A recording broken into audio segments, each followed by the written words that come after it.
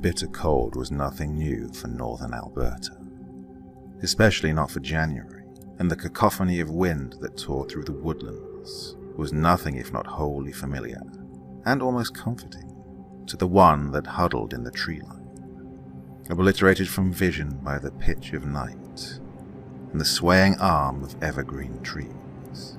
The figure stood there for a time and simply watched, waiting, head canted ever so subtly to the left, and listened, staring into the dullness of the dimly illuminated window, no more than 50 feet across the crisp layer of hardening snow that stood without a single scar, nothing to mar its pristine surface. Much like other homes throughout the reserve, a family was nestled within, and the figure could smell the promise of stew and bannock, could feel the sudden violent clench of hunger from the depths of his belly, and touched the length of flesh that gurgled so very audibly that it was near impossible to ignore. And the being halted, peering still through the window to see if they had heard the noise, the ominous growl of need its traitorous body had emitted. Life continued as per normal within those heated walls. A family sitting down to dinner. A family blissfully unaware that they were being watched, being evaluated. From the window it appeared as though the house was the same as any other, that the people inside were just like every other family. However, there was something different about this family. The sense of dread and impending doom so thick that the grandmother naturally assumed she could not only smell it in the air, but see its lingering webs in the shadows of her home. 6 families in the last month. 6 that were missing with little more than a struggle, and vitae-born finger painting that had decorated the walls, and there was no one on the reserve that wasn't talking about it. 6 families to each bag a deer from the very interior of the forest. So far into the interior that the most experienced of hunters avoided it, not to mention the average white man. But times were tough, and the pickings were slim. With so many out of work, it became harder and harder to feed families, and those with the proper knowledge and hunting rights were not about to let their own family, let alone people of their community, starve. Such was the Aboriginal way of life. The issue, however, was not in the hunting so much as what happened within a few moons of the original kill. The deer caught and cleaned, and then brought back home, to be butchered and divided among those that needed it most. It was the 3rd night after this, when those that lived in the home went missing. Elders, parents, children and grandchildren. No one was accounted for, and thinking of this caused the old woman to shudder. "Kokum, you okay?" a small voice asked, and the woman turned her attention down to the small child, standing by the family table, and nodded, forcing a smile, and patted the girl on the head. "You go, my girl," she said, not feeling nearly as confident as she sounded. "Everything is just fine, and we have some time before dinner is ready. Go, watch your show." It was with a gap-toothed smile that the girl kissed her grandmother's hip and fled, braid bouncing in the air behind her. And in that moment, the grandmother knew true fear. The ominous air felt positively heavy, as did the heart that beat in frantic rhythm in her chest. "You're sure about this?" "Not in the slightest. But what can we do? 6 whole families. What else could it have been?" her son replied, setting plates upon the table as his wife entered behind him with silverware and glasses. The table itself was filled, reminding the woman of the last meal allowed to a prisoner before their time in front of the Creator. You said yourself that something had to be done. I didn't realize that we'd be keeping the children here instead of sending them to your wife's family. In that moment, fear sharpened her tone, anger causing her hands to tremble. They shouldn't be here. The wife looked from mother to son. Swallowing, set the utensils upon the tabletop. We had no choice, and you know it. She began slowly. It waits for the most bountiful haul of meat it can take in one hunt. What were we supposed to do? Allow another family to disappear? At least we're prepared. The others certainly weren't. That's not the point. It doesn't matter what the point is. It's too late. In that moment, her son ended the conversation and went back to the kitchen. It was time to bring the food to the table for what could be, possibly, the last evening meal they would ever spend together. In the tree line, hungry eyes watched the three converse among themselves, the ever-present gurgle of his belly becoming all the more impatient. He didn't want to wait for the family to eat. The grandmother was plump, and the children would be tender, succulent. It moved, taking a half-step forward, and could taste something bitter in its mouth with a rush of saliva. Vomit threatened to rise up, a sudden reaction to the ravenous hunger that pulled at the creature's very being, its soul, if it could be argued that the beast still had one. For a moment, there was a sudden rush of dizziness, and its hand rested upon the tree to its left, allowing it the briefest second of respite, a moment to shake away any other thoughts that weren't related to the hunt, and it was hard to focus on anything else. Ordinarily, the beast would have allowed them to dine first, but tonight would be different. The last family had been sick, and the meat worthless.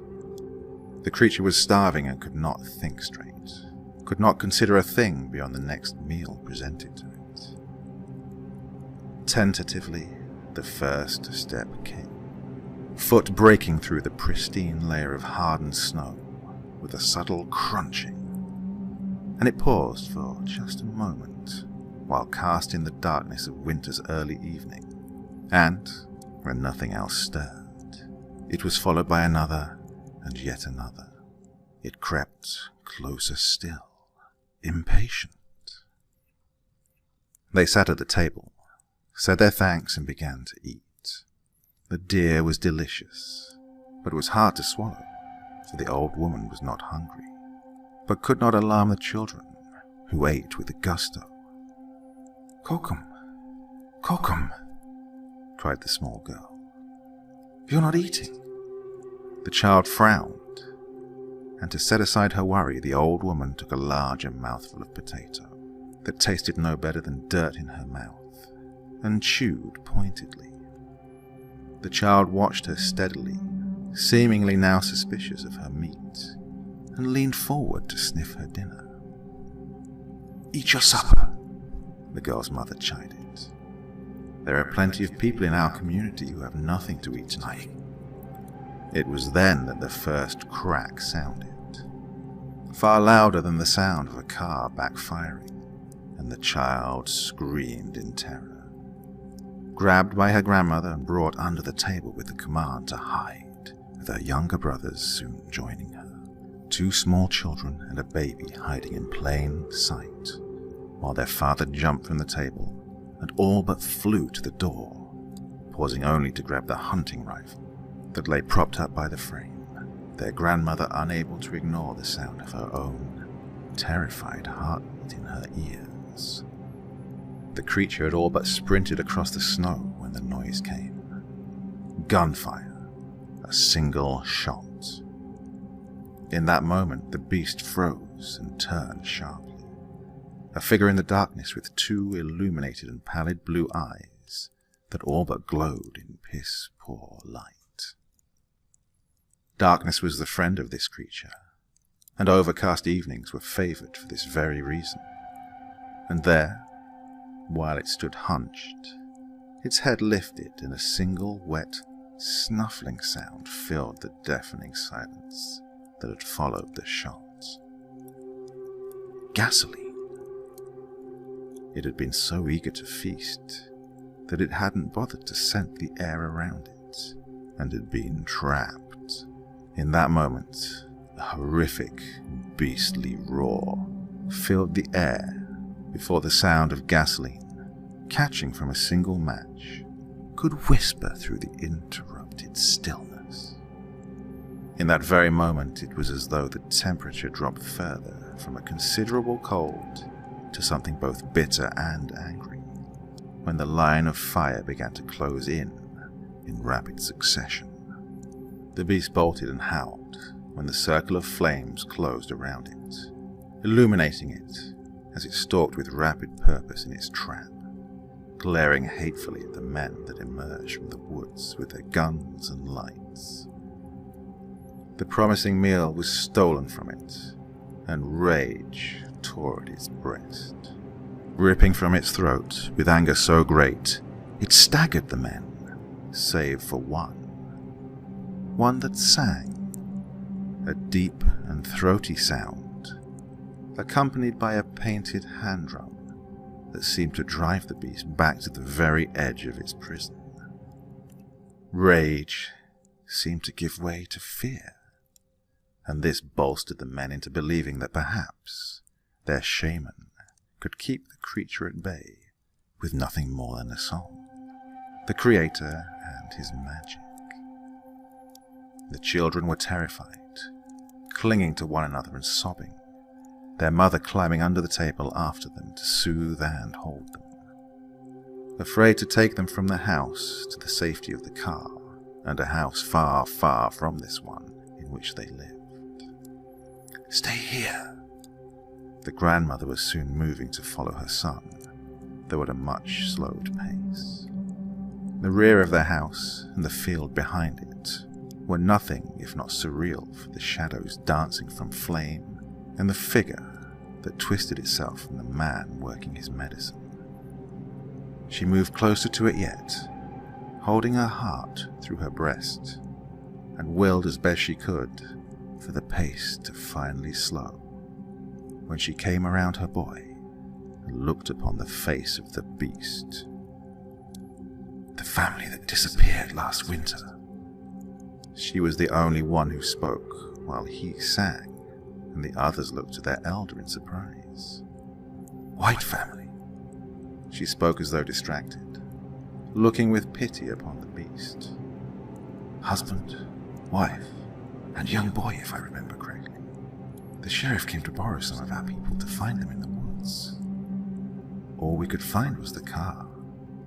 We said prayers for them. I wonder which one of them she ate," said one voice. "Could have been both," another chimed in. "She must have been the reason that party of hunters went missing a few months ago. Hungry girl." "They're always hungry."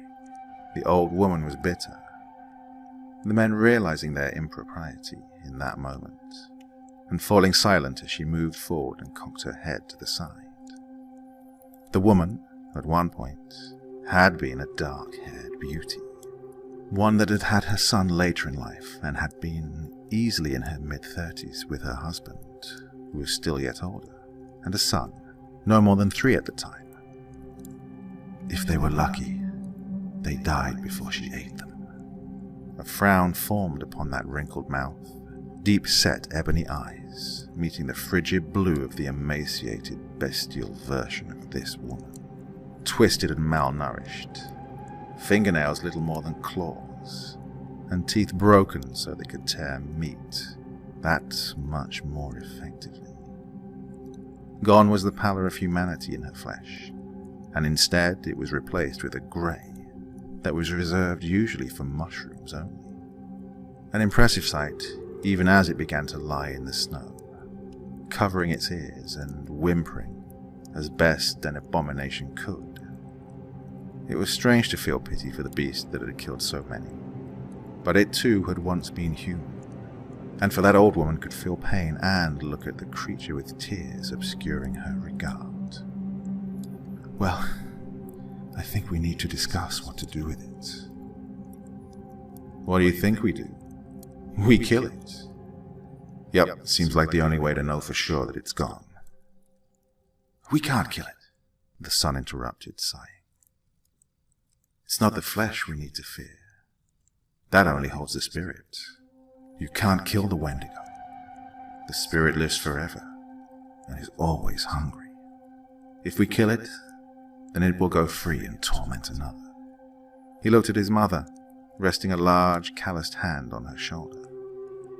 It will go with the others. It was then that the tears fell, the old woman crying openly and turning from the thing before her, turning away from her son, and fled to the safety of the house behind her. The others had fallen silent in that moment, out of respect for their elder, and looked to one another. Do we even have room for another?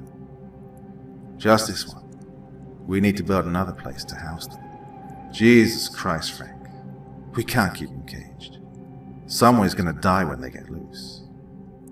If they get loose. It doesn't matter. We're trying to end the spirit here. The man, Frank, said, sounding as though exhausted, and watched his mother enter the house to be with his wife and children. Damn woman wouldn't listen when we told them not to go that way. We were just stupid Indians that didn't know as much as her GPS. And now she learned the hard way, and we have to clean up her mess. Headlights could be seen from the front of the house. Someone arriving, and feet crunching in the snow, while another elder emerged carrying a cast iron collar on a length of iron wood. They would collar the creature and lead her much like cattle. A secondary staff was in his left hand, fashioned with a hook that would secure to another loop in order to have two men lead the exceptionally willful and quick beast to where they wanted it to go. Frank stepped away from the others and tried to block out the sounds of the captured creature being collared and readied for transportation through the woods to the cave where it would be kept from this day forward. The shaman stopped his song, instead handing an iPod to the young man, who would fit the earbuds into the ear of the creature to listen to songs that had been recorded for this precise reason. It had happened so many times that now they could stop thinking, could simply go through the motions, and for that Frank was grateful, remembering the first time he'd done exactly this thing. Back in those days the shaman stayed, and there was comfort to be had in that. "You all right, boy?" he was asked, and looked at Paul. Paul had been there for his first, and now looked so old. "I will be. Go stay with Mum and Nadine. I'll be back as soon as I can." He forced a smile, patted the old man on the shoulder, and stepped away to take up the second staff and lock it into place. "Let's go." He nodded to his partner ahead, taking up the left rear of the beast. It seemed like they walked for hours in the frigid cold to the locked gate that sat upon a naturally formed cave, one that was dug clearly into the wall of the mountain and had no exit. Well, hopefully still had no exit, as no one could enter to check. A sigil was painted above the cave, a malformed skull of sorts, with Cree glyphs painted along with it. The creature, he corrected himself, recoiled from it as he opened the gate and released his staff from the lock. "Push it in!" It was easier if you didn't think of them as being human once upon a time. Always easier. He took up the remaining staff with the other man and shoved hard, pushing this poor white woman through the cage door as it shrieked and convulsed, only to fall to the ground and begin vomiting a foul-smelling bile upon the stone. Frank kicked the cell door closed and fashioned the lock into place. The warding would only work so long before someday failing, and when it did, be damned if the reservation wasn't going to have at least some time to evacuate. May the Creator ease your pain and forgive your mistake. Hunger does strange things to people, he whispered, looking at the snow beneath his feet. I hope it wasn't your son that made you this way. A growl was heard, weak from the depths of the cage. Another set of pale eyes staring from the darkness before the now desiccated creature moved forward and hissed lazily at him. A face much like his own, if it had been born from a nightmare. Hi, Dad. 30 years, almost to the day, and the monster hadn't aged a year. Not 1 year. I don't know how you can manage to come out here every time. It's like he knows you're coming, and is trying to figure out where he wants to bite first. The other man, Trevor, shuddered despite himself. 30 years of starving. Why else would it look like that of me? It's not like you knew me. I was just a baby, Frank shrugged. Maybe this guy wasn't named Trevor.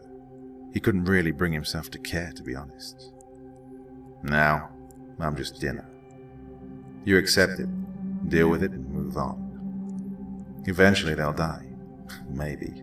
Who knows? It was bleak to think about, and even worse when he turned to look at his father. The woman now rousing herself, and, realizing what had happened, almost instantly began throwing herself at the cage door with a shriek. Angry, fearful, nothing that was new to him. Just like they all do this. It's like watching old shows. You know what's gonna happen because they never deviate. Never. A shake of his head and he sighed, stepping back. You know it shouldn't bother me at all. I didn't know the guy, but it broke my mother. She still misses him. Sometimes she comes to look at his face. I keep telling her not to, but she does. Old woman is never gonna learn, but she says he was the love of her life. If it were Nadine, I'd want her to move on, you know. Frank rambled. He always rambled. It was just how he coped with what he saw, with what he volunteered to do. Sometimes you just can't fucking win. Am I right or am I right? He turned away then and saw the darkness on the snow first, brow furrowing in confusion. There was enough light to make sure that they didn't have these shadows, and they shouldn't have appeared like splatter patterns. Trev? His eyes scanned ahead of him to the fallen man on the ground, his throat having been ripped out so quickly he hadn't even had time for a death rattle. And upon his chest, a small figure, no bigger than his own son of about 2.5. Suddenly, he felt sick and acceptance all at once. Frank was trapped. He would never be able to outrun this tiny creature that would likely tire him before he could make it that kilometer home. In this moment, he knew he was done. He knew there was nothing he could do, and the sound of hungry screams did nothing to lessen the blow behind him. One cry, however, was almost joyous. Relieved? It was hard to describe as the female threw herself against the cage door to no avail time and again. Well, kid, I wish she'd loved you enough to eat you. The immortal Wendigo child turned to him, a mouthful of blood and meat dripping from his small and broken maw, while he stared at Frank. For a moment, it was as if a stalemate had begun to declare itself, and then it pounced. Wet slurping filled the cold night. The child ate like it had never eaten before. The meat was good, healthy, It felt good between his teeth and sliding down his throat. He played with his meal, as all children do, beaming at his mother when he turned to show her the puppet he'd made out of his second kill's skull, before pushing it forward with a soft croon, his mother whistling softly in the night to him, a lullaby that was for him only, while trying to push a hand out from between the bars, and found that she could not. So close and yet so far from the son she'd kept alive for this long. The song turned sad, and she found herself lying down, face pressed to the stone, her son soon mimicking the pose she held, but out in the snow where she could not reach him. His tiny hand reaching for her, but paused mere inches from her own, and together they lay, singing softly to one another, waiting for the mark above the cave to simply wear with time.